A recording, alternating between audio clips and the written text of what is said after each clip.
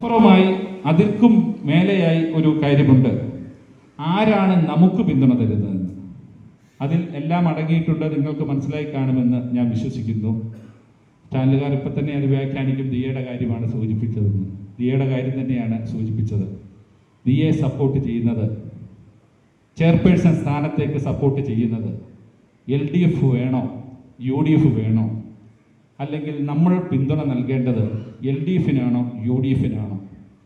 അത് ഈ മൈക്ക് നിങ്ങളുടെ കയ്യിൽ തരുമ്പോൾ പരസ്യമായി അത് പറയുന്നതിന് തയ്യാറുള്ളവർ പറയണം.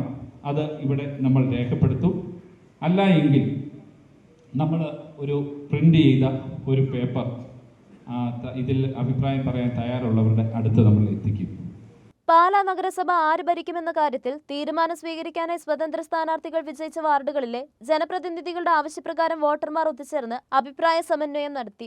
UDFന് അനുകൂലമായ അഭിപ്രായമാണ് ജനസഭയിൽ ഉയർന്നത്. പങ്കെടുത്തവർക്ക് അഭിപ്രായം രേഖപ്പെടുത്താനായി ചോദ്യങ്ങൾ അടങ്ങിയ പേപ്പർ നൽകിയിരുന്നു. 3 വാർഡുകളിൽ നിന്നായി 300ഓളം പേർ പങ്കെടുത്തു. അന്തിമ തീരുമാനം ചൊവ്വാഴ്ച പ്രഖ്യാപിക്കുമെന്ന് ബിനു പുളിക്കക്കണ്ട പറഞ്ഞു. ആദ്യ 2 വർഷക്കാലം ബിനുവിന്റെ മകൾ ദിയയ്ക്ക് ചെയർപേഴ്സൺ സ്ഥാനം നൽകണമെന്ന ആവശ്യമുയർന്നു. ഇരു മുന്നണികളുടെയും നേതാക്കൾ ബന്ധപ്പെട്ടതായാണ് വിവരം. 26 അംഗ നഗരസഭയിൽ LDF 12, UDF 10, സ്വത 4 എന്നിങ്ങനെയാണ് കക്ഷിനില. ബിനു പുളിക്കക്കണ്ടം, മകൾ ദിയ ബിനു, ബിനുവിന്റെ സഹോദരൻ ബിജു എന്നിവരാണ് വിജയിച്ച സ്വതന്ത്ര സ്ഥാനാർത്ഥികൾ.